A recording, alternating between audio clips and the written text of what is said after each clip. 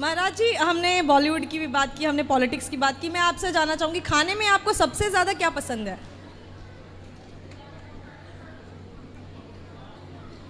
तो बड़ा कठिन पूछा आपने।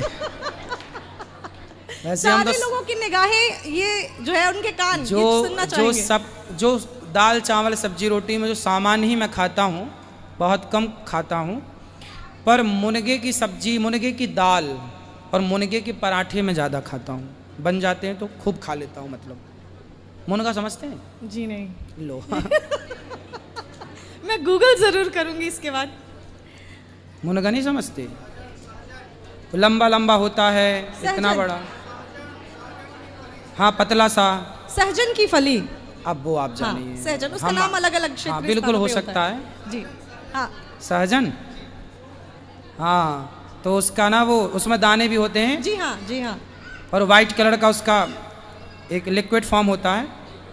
बनने के बाद उसको निकाल के उसका पराठा बनाए तो अच्छा लगता है। तो खाने में आपको सहजन यानी मुनगा पसंद है? हाँ, मुनगा। बचपन की कोई ऐसी याद शेयर करना चाहेंगे आप अपने दर्शकों से? क्योंकि आज तक लोग आपको कथा के माध्यम से जानते हैं, बहुत सारे लोग, लेकिन आज पहली बार एबीपी एक्सक्लूसिव आपके लाइफ के बारे में बातें कर रहा है। तो बचपन की कोई ऐसी याद जो है आप शेयर करना चाहें दर्शकों के साथ, जो आपको किस बहुत प्रकार की याद चाहते हैं? अच्छी यादें। हम अच्छी बातें कर रहे हैं, हम अच्छी यादों के बारे में बात करेंगे। हाँ हाँ, अच्छी ही बातें हैं हमारे साथ। और उन अच्छी बातों में बचपन में तो ये है कि मैं गाय चराया करता था गांव में, खेतों में जाके। और गाय चराता चराता, गाय चराने जाता था तो मैं गीता लेके जाया करता था और गीता को ज़ोर ज़ोर से पढ़ा करता। कोई नहीं होता था, फिर भी मैं ज़ोर ज़ोर से पेड़ पर चढ़ के बोला करता था, भजन गाया करता था। पेड़ पर चढ़कर, पेड़ पर चढ़ के गीता के श्लोक सुनाया करता था। और बस गाय हमारी चरा करती थी खेतों में, हम पेड़ पर चढ़ जाते थे और खूब गीता के श्लोक और भजन गाया करते थे चढ़ चढ़ के पेड़ पर। और बस वही कृपा है कि शायद गीता के श्लोक गौ माता ने सुना होगा और गौ माता ने कृपा की, तो आज वृंदावन में आप सबकी सेवा के लिए गौ माता ने बिठाल दिया।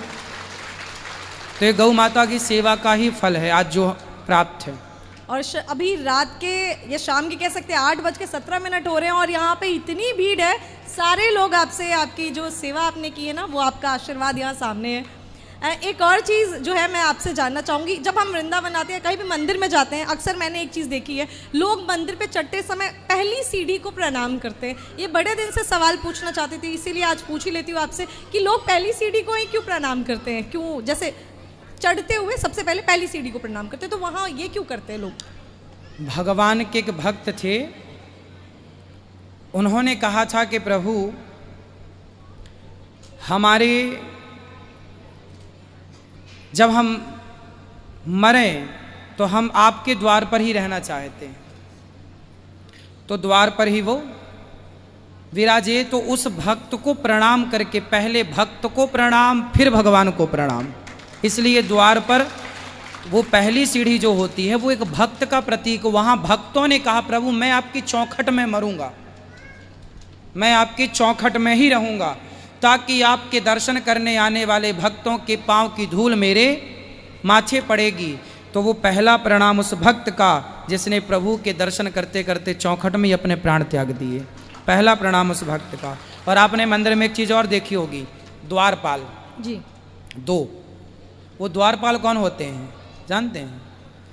पुराने मंदिरों में आपने देखा होगा, द्वार पर ना पत्थर पे ही वहाँ चौखट के किनारे दो लोग खड़े होते हैं। वो कौन हैं?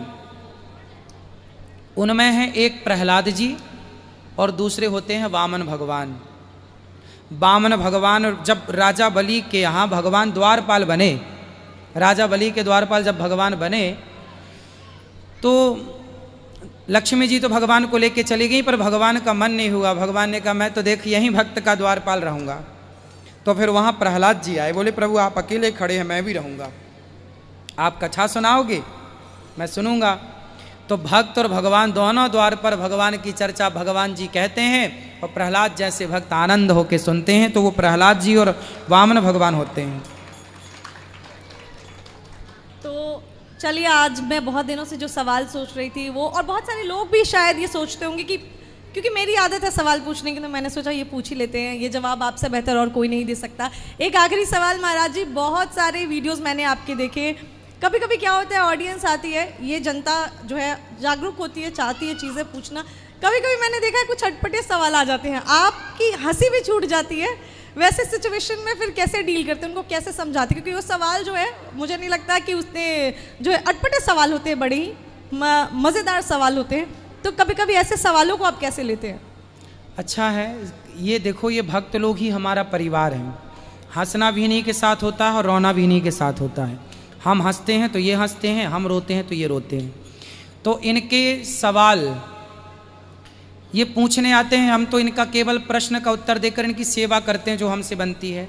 और कभी हंसना, मनाना, रूठना ये सब चलता रहता है। इनके सवाल पूछते हैं, जब ये पूछते हैं जो बनता है उत्तर देकर सेवा कर देते हैं। और होता है कभी हंस लेते हैं, कभी उनको हंसाने के चक्कर में हम ही उनको उलझा देते हैं कि भाई थोड़ा हंस लो और फिर तुम्हारे प्रश्न का उत्तर देंगे।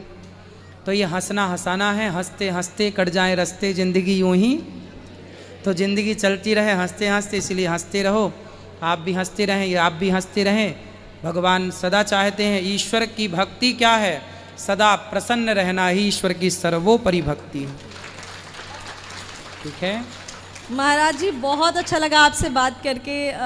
आज जितने भी सवाल थे आपने बहुत ही बेबाकी से जवाब दिए। अभी तक हमने वीडियोस के माध्यम से जितनी भी चीज़ें देखी थी या जितनी भी चीज़ें हम जाते थे, बहुत ही ओपनली, लोग क्रिटिसिज्म को नहीं ले पाते, आलोचनाओं को नहीं ले पाते, हमने उससे भी रिलेटेड आपसे सवाल पूछा, आपने हर एक चीज़ बड़ी ही अच्छी तरीके से जवाब दिया। बहुत बहुत शुक्रिया आपका।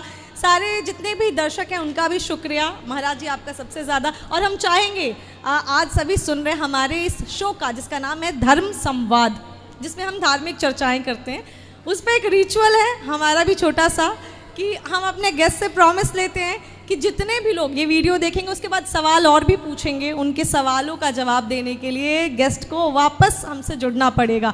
तो ये रिचुअल आपको प्रॉमिस करके कंप्लीट करना होगा। जरूर जरूर, जब आप आएँ आपका स्वागत है गौरी गोपाल में, कभी भी आप आएँ, संवाद करें। आपके बहुत अच्छे प्रश्न थे और आपके प्रश्नों के माध्यम से बहुत सारा ज्ञान समाज को मिला होगा। आपका बहुत बहुत धन्यवाद कि आपने इतने अच्छे अच्छे प्रश्न किए। जितने अच्छे प्रश्न होते हैं उतने ही अच्छे उत्तर होते हैं। तो आपके प्रश्न पर निर्भर करता है कि उत्तर कैसे होने चाहिए। तो आपने बहुत अच्छे प्रश्न किए, आपका बहुत बहुत धन्यवाद। आप गौरी गोपाल आई, यहाँ हमारी वृद्ध माओं के दर्शन कीजिए। यहाँ पर एक रसोई चलती है जहाँ पर डे लगभग 30,000 लोग, हजारों लोग निःशुल्क प्रसाद पाते हैं।